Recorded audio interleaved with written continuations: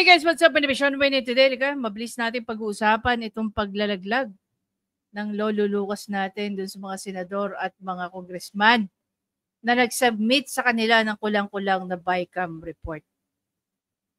Wala na talaga sa hulog itong mga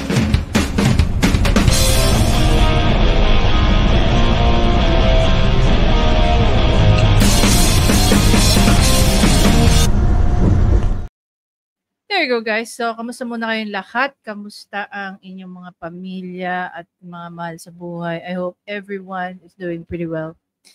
Anyway, so today nga, ito, pag-usapan natin ang naging komento ni Lolo Lucas. Diba?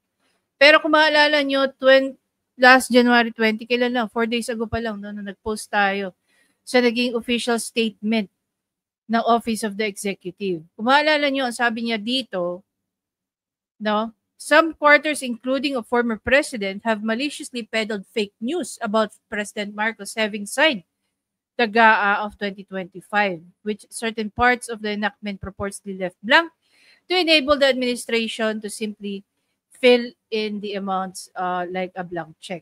Ngayon, kung maalala nyo, ito ay kanilang naging reaksyon, okay, tungkol sa sinabi at inilabas na statement ni Congressman Ungab. Pero hindi natin binigyan, no? Again, hindi naman natin inano, but we have to give credit din to Senator Amy Marcos because she was the one who first sent out those kinds of information. Siya ang unang nagbigay ng expose tungkol sa bakit nga daw niya pipirmahan ang isang BICAM report na kulang-kulang o may mga blanco.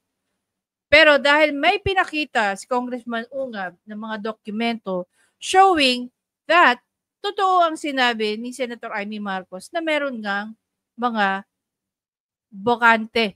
No? Ito ay pinatotohanan din ng isa sa mga, sabihin na lang natin, pinakamatinding basher o kritiko ng mga Duterte. Walang iba kundi si Raulo Manuel. No? Ngayon, sinabi ni Manuel na totoo nga na yung kanyang natanggap at nakita na BICAM report, may mga blanco nga. Ngayon, dahil dyan, ito pa yung nakakatawa. Anyone can conduct the same rigorous examination of the 2025 national budget, which the public can view on the DBM website. Will come to the same conclusion that there is no program, activity, or program at all with the blank appropriation. Pero may mga nagsasabi, sa mga nababasa natin, that the GAA was deleted. Was it the GAA or either one of the documents were deleted, no? Sa website ng DBM. Okay? Kaya hindi na nga makita. Ngayon, isa sa mga nakita nating video is yung interview nga nito ni Lolo Lucas. Ano sabi dito sa caption ni Saswela sa politika? We are not responsible to that if there's any shortcoming in that matter because that's a BICAM report. Ayon nga kay Executive Secretary Lolo Lucas Bersamin. Now, my question is, imagine niyo, no, nag-retaliate sila, sumagot sila, nag-react sila sa naging video na lumabas sa pag-uusap between Congressman Ungab, PRRD, and other personnel during that live feed or live video. Ngayon lang sila nahimasmasan dahil challenge ni Prof. Shelo Magno, si Congressman Ungab, na dalhin ito saan? Sa Supreme Court. Kung maalala nyo rin, meron din tayo napanood na video dito na sinabi at tinawag ni Banat Bay ang mga media personalities or media persons na ang tatangan nila for asking that question to BBM. They're not supposed to be asking, which I agree with Banat Bay, no? You're not supposed to be asking the president about the BICAM report.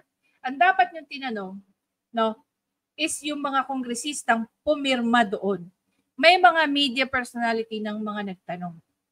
Okay? Andyan na nga, pinakita natin kahapon. Yung video at sinagot ni Wing Gatchalian, ni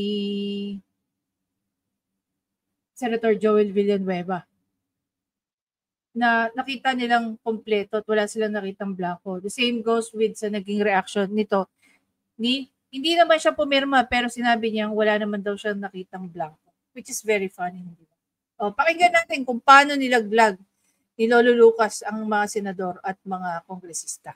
Pigilan si Congressman Ungab at saka yung... Sir, may we have your reaction do sa sinabi ni Representative Ungab na plano niyang dalhin sa Supreme Court itong usapin ng GAA? Hindi ko mapipigilan si Congressman Ungab at saka yung mga similarly minded people who would want to put up a challenge. Ang problema natin dyan is hindi kami ang mananagot dyan kung mayroong mang pagkukulang sa bagay na yan dahil BICAM report yan eh. Wala kaming kinalaman sa BICAM report. Ang may kinalaman lang kami yung finished product na pinapirmahan sa presidente. Hindi yung blank check.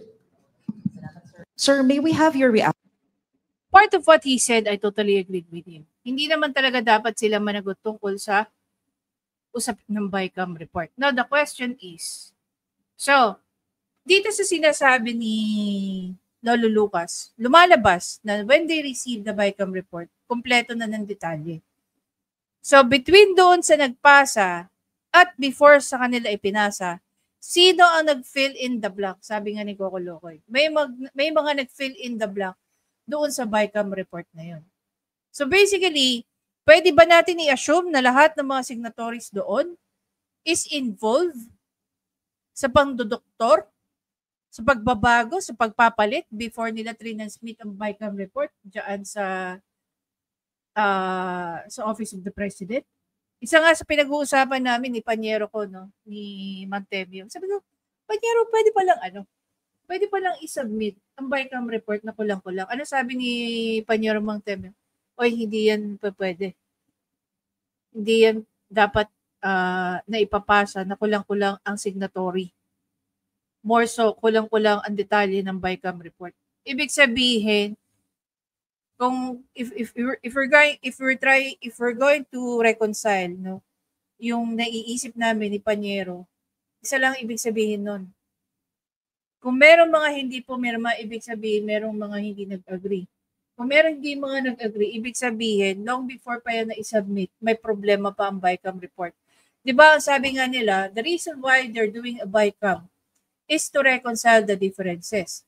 So since hindi pumirma ang mga ibang kongresista at ibang senador, it only means that they do not agree kung ano ang nilalaman ng BICAM report long before it was submitted to the Office of the President, who will sign or veto the said GAB, no, na naka-attach ang BICAM report. So malinaw rito na naghuhugas na ng kamay ang Executive Department. Kasi ayaw nilang palabasin na participation sila sa panggagago ng BICAM committee sa mga Pilipino. 'Di ba? Ang akala tuloy ng mga taga-BICAM, poprotektahan sila hanggang sa dulo. Paano kung may usapin ng ano? May mga nagsasabi kung ito ay sumabit at madamay si BBM, no, si Bangag Jr., pwede po siyang ma-impeach dito. Pwede itong maging grounds ng kanyang impeachment. Betrayal of public trust. Ito yung isang grounds.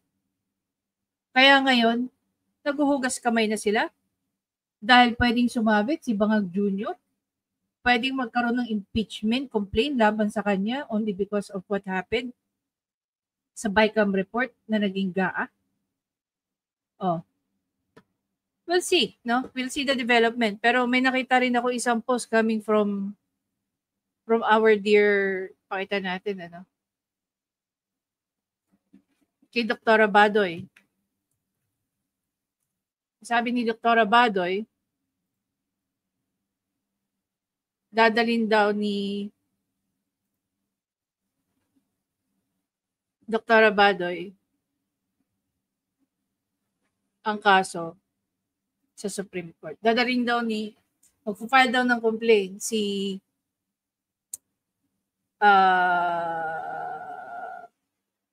Congressman Ungab, no? So, titingnan natin how it will gonna go, kung ano magiging reaction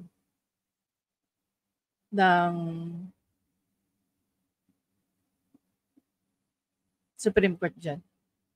Kung kayo tatanungin ko ano sa tingin niyo mangyayari. Ako kung ano mangyayari, baka dahil dito sumabit si Bangag Jr., baka dahil dito ito pa ang maging mitya ng kanyang impeachment. Let's see. Kayo ba? Ano sa tingin niyo?